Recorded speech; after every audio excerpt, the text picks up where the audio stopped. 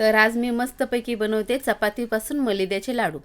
इथे मी थोडंसं पीठ काढून घेतलंय साईडला। तर आता मी ह्याला लाटून घेते।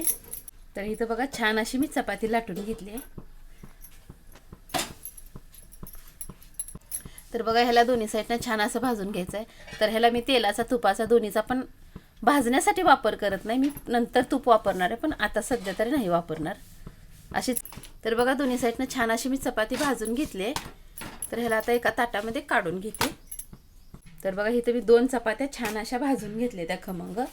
तर आता पहिली चपाती जी केलेली आहे त्याचा मी चुरा करते, म्हणजे लाडू करण्यासाठी।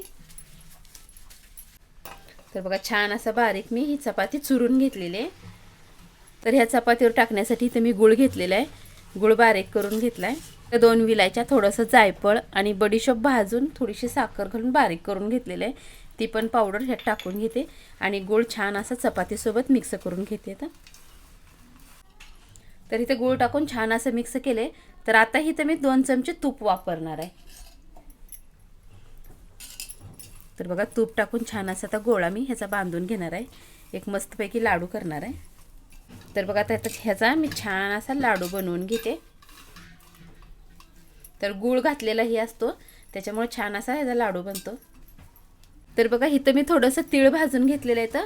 तर ही तीळ मी वरून लाडूच्या वरून लावणार आहे।